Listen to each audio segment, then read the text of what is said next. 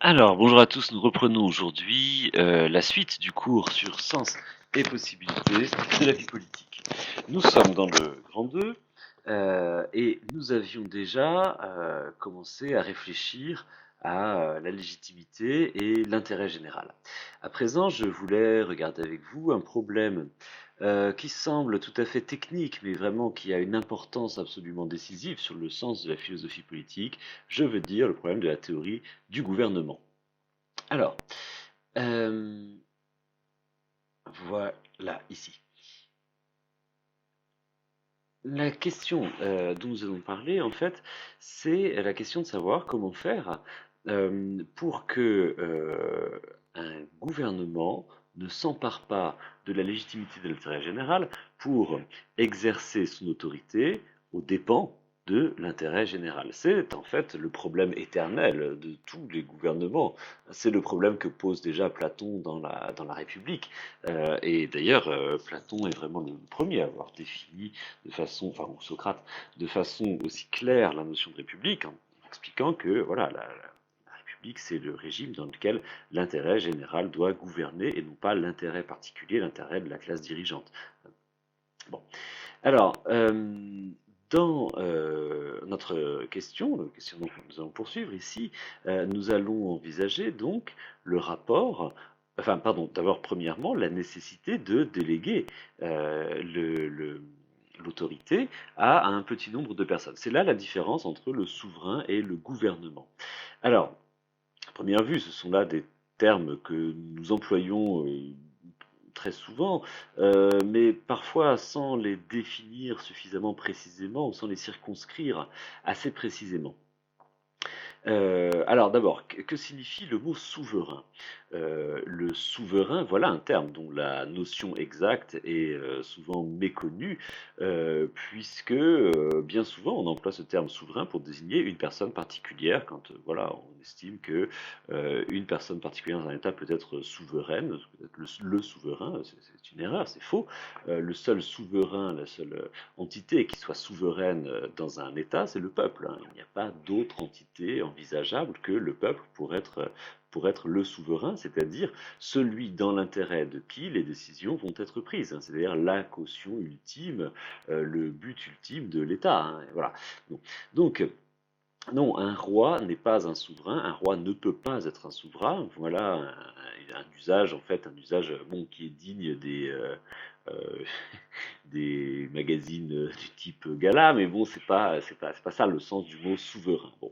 Alors, par définition, le souverain, c'est la totalité donc, de la population qui décide de se soumettre à un régime commun. Bon. Maintenant, un gouvernement est forcément resserré sur un petit nombre de personnes, parce que un gouvernement va devoir agir, il ne représente pas en fait l'entièreté de la population, mais il représente en fait, enfin pardon, il devra représenter la, je me suis mal exprimé, pardon. Le gouvernement ne va pas être constitué par l'ensemble de la population, mais il devra représenter, par contre, représenter l'intérêt général, l'intérêt de tous. Bon. Autrement dit, le souverain devra forcément déléguer son autorité pour qu'un gouvernement l'exerce au nom du souverain. Et à partir de là se crée en fait donc une dualité entre souverain et gouvernement, et donc éventuellement une duplicité aussi, voire c'est là que peuvent intervenir toutes sortes de trahisons, de forfaitures, c'est-à-dire en fait que dès qu'un gouvernement s'émancipe de l'intérêt général et se met à utiliser l'autorité qu'on lui a remis pour son propre intérêt ou pour l'intérêt de ses membres, à ce moment-là, le gouvernement usurpe le contrat social, abuse du contrat social, et le gouvernement devient illégitime, hein, il viole le droit et il viole son mandat. Bon. Donc, le souverain ne peut pas gouverner par lui-même, il doit bien déléguer son autorité, et d'où le problème donc de l'articulation entre souverain et gouvernement. Alors, comment envisager cette articulation? Je voudrais ici d'abord donner la parole à Montesquieu. Montesquieu, dont vous avez ici un célèbre profil. Attention, la façon dont Montesquieu est représenté ici ne doit pas vous abuser, évidemment, c'est une représentation à l'antique, mais Montesquieu a quand même écrit l'Esprit des lois en 1745, je crois, 1745. hein. Donc évidemment, c'est pas du tout un homme de l'Antiquité, même si ici il est volontairement représenté à la romaine, en sénateur romain.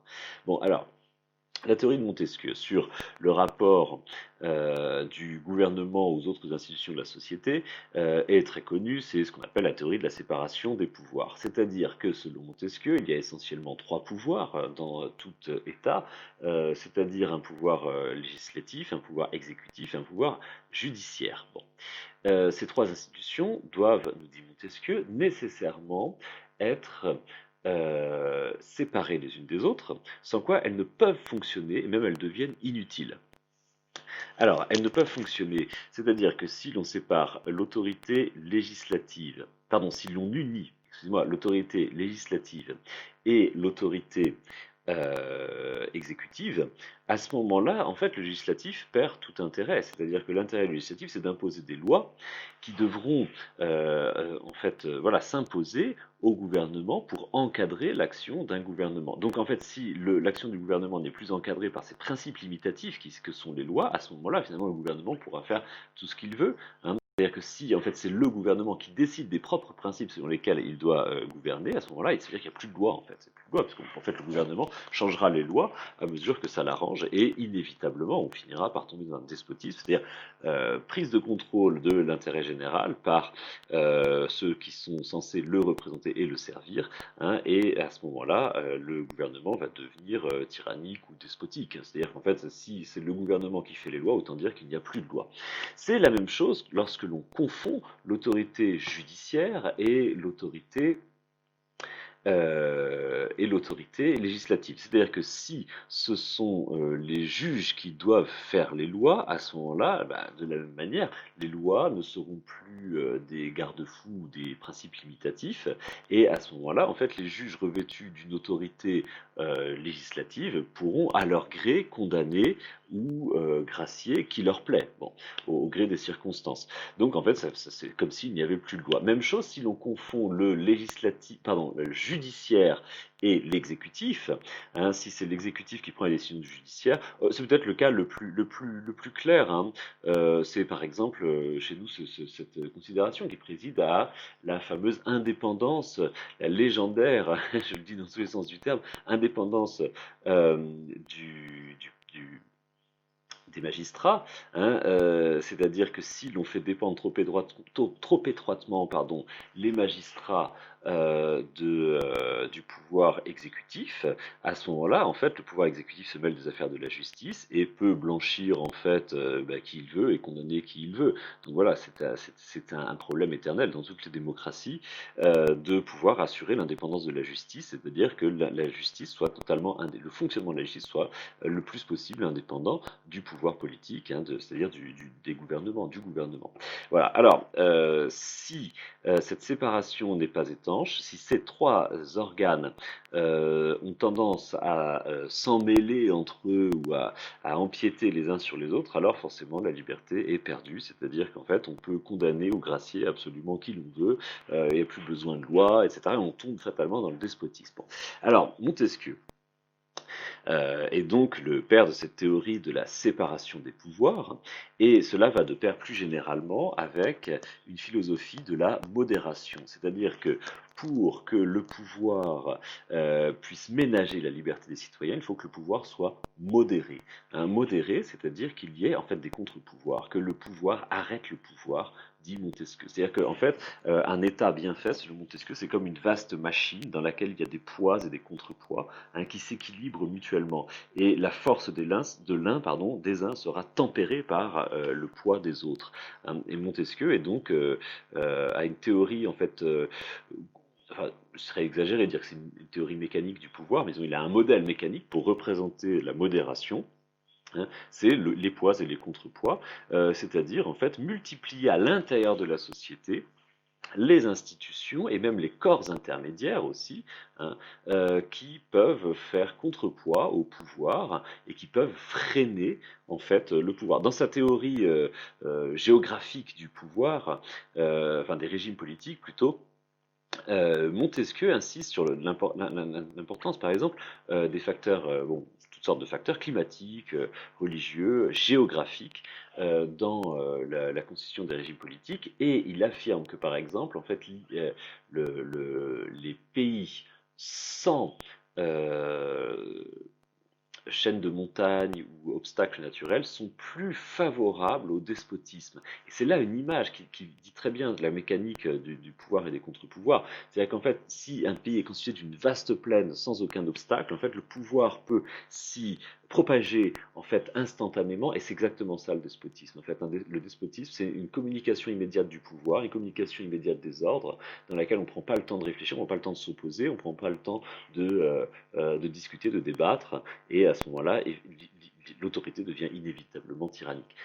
Montesquieu, à l'inverse, dit que dans les pays de montagne, le despotisme est beaucoup plus difficile à mettre en place, parce que si les gens ne sont pas d'accord, ils se réfugient dans la montagne, et voilà, ils peuvent vivre beaucoup plus librement. Autrement dit, voilà, ce facteur géographique du pouvoir, hein, est en fait une image de la nécessité des contre-pouvoirs, la nécessité d'une mécanique qui arrête le pouvoir, hein, qui freine le pouvoir. Par exemple, et c'est une très bonne chose que la justice soit lente, soit très lente, qu'il faille 2 ans, 3 ans, 5 ans pour instruire des dossiers, parce que c'est ce qui permet d'avoir le recul, de laisser retomber le souffle des passions, hein, et de pouvoir juger de façon beaucoup plus lucide. La lenteur et la modération est une excellente chose, et c'est le garant de la liberté, hein, nous dit Montesquieu. Voilà. Donc, une théorie de la séparation des pouvoirs. Je voudrais, à présent, après avoir exposé brièvement le concept de séparation, vous mettre sous les yeux, vous proposer une autre théorie, cette fois que je vais emprunter, deviner à qui? À Rousseau, la théorie de la subordination des pouvoirs. Parce que Rousseau va, me semble-t-il, plus loin, beaucoup plus loin que Montesquieu, hein, en allant jusqu'à produire une théorie de la subordination des pouvoirs. C'est-à-dire que selon Rousseau, il ne faut pas simplement séparer les pouvoirs, c'est-à-dire en gros empêcher l'exécutif de tripatouiller la justice et les lois, hein, de dicter la justice et les lois, mais il faut, selon Rousseau, pardon, subordonner, aller jusqu'à subordonner l'exécutif au législatif, hein. C'est-à-dire subordonner l'exécutif au souverain, hein. Après tout, le gouvernement n'est rien d'autre qu'une émanation du souverain, et le gouvernement ne doit jamais acquérir quelque autonomie ou quelque indépendance que ce soit à l'égard du souverain, sinon c'en est fini de la liberté, hein. Et pour mesurer un peu à quel point est forte, importante l'exigence de Rousseau, l'exigence de liberté, rappelons-nous qu'aujourd'hui, finalement, le rapport de l'exécutif et du législatif est vraiment un des problèmes de notre démocratie, pas seulement la nôtre en France, hein, mais plus généralement dans les démocraties modernes. L'obéissance, alors vraiment dans la Ve République en plus, vraiment l'obéissance vraiment très très marquée, hein, du législatif à l'égard de l'exécutif est absolument catastrophique. Enfin, je veux dire, les parlements en France n'ont plus vraiment d'autorité, plus vraiment, enfin, une indépendance, disons, très relative à l'égard des gouvernements, dans la mesure où les partis circonscrivent les parlementaires, dictent la conduite des parlementaires, et sont pensés vraiment comme la caisse de résonance du pouvoir exécutif, hein. Mais cette logique des partis n'est pas propre à la démocratie française. C'est un peu le même problème dans la démocratie américaine, enfin à une autre échelle, mais le fait que, par exemple, la procédure d'empêchement qui a été lancée par les démocrates contre le président Trump, le fait que cette tentative ait été absolument tenue en échec et vraiment déroutée en campagne par le pouvoir législatif républicain, c'est-à-dire qu'en fait, voilà, les républicains représentent la majorité au Parlement américain, et ont tenu absolument à conserver pour l'intérêt de leur parti, hein, le président Trump, même si, voilà, pas besoin de faire une longue explication pour poser le problème, hein. Le fait que cet impeachment ait été finalement, voilà, totalement déballonné, quoi. Bon, bah c'est vrai, voilà encore une preuve du problème de la soumission des instances législatives dans les démocraties modernes à l'exécutif, hein. Bon, alors, Rousseau, pour sa part, estime que, en fait, il faut, pour conserver la liberté, il faut absolument que le législatif maintienne, en fait, toujours son autorité sur l'exécutif. C'est-à-dire que le but de ces deux instances, c'est tout de même que l'exécutif obéisse à l'intérêt général, obéisse aux lois, obéisse au législatif. Et donc, il a une expression pour désigner le gouvernement, hein. Le gouvernement est commis. On a tiré l'expression de le gouvernement des commissaires. Les commissaires, alors c'est une expression qui est typique des gouvernements révolutionnaires, hein. Commissaire du peuple, par exemple, en URSS. Bon, c'est là une expression qu'on est allé chercher chez Rousseau, le gouvernement des commissaires. Pourquoi? Parce que cette expression de commissaire, hein, qui ne désigne pas du tout quelque chose qui a à voir avec la police. C'est pas cela dans la philosophie rousseauiste. Les commissaires, ça veut dire qu'en fait les magistrats qui exercent le pouvoir dans un gouvernement, on leur a commis le pouvoir, c'est-à-dire on leur a confié le pouvoir, hein. C'est une manière de dire que le gouvernement est une émanation, ne peut pas être autre chose qu'une émanation du souverain, hein. Et donc ceux qui exercent le pouvoir doivent l'exercer dans le respect de l'intérêt du souverain, le respect de l'intérêt général, d'où ce terme de commissaire, c'est une émanation. À vrai dire, si on utilisait les mots correctement, et on devrait se souvenir par exemple que c'est exactement au fond le sens du terme ministre. Savez-vous que en bon français, ministre signifie serviteur? Un serviteur, c'est ça le sens du mot ministre, c'est un mot qui vient du latin, hein. Et par exemple, on en a encore l'exemple dans par exemple, l'usage que les protestants font du mot ministre. Les ministres du culte, ce sont les serviteurs du culte, c'est-à-dire autrement dit, les pasteurs, hein, les pasteurs qui servent l'office, hein. Donc voilà, un ministre, c'est un serviteur du peuple. Et dans la pratique de nos démocraties, je vous dis, qui sont tellement engluées dans ce problème du rapport de législatif et d'exécutif, hein, le ministre ne se comporte pas tellement, en règle générale, comme un serviteur, hein. Du moins, c'est pas forcément toujours très apparent. Donc, la théorie de Rousseau, c'est le contrôle, hein. Il faut penser des institutions de contrôle du gouvernement par l'exécutif. C'est-à-dire pas simplement une espèce de commission parlementaire bidon qui ne sert à rien et qui ne débouche sur rien, mais en fait des institutions contraignantes, hein, pour obliger les représentants, enfin les membres des gouvernements, les membres de l'exécutif à rendre des comptes, hein, et à vraiment à période fixe, à période fixée, pardon, rendre des comptes de leur action. Il va jusqu'à approuver, par exemple, bon, des choses qui aujourd'hui nous semblent complètement fantaisistes et farfelues, comme par exemple le tirage au sort des membres du gouvernement, comme cela se faisait après tout dans la démocratie athénienne, ou comme encore en fait des mandats extrêmement courts, des mandats d'un an, hein, pour obliger en fait les membres du gouvernement au bout d'un an à remettre en jeu leur mandat, hein, pour se soumettre à la sanction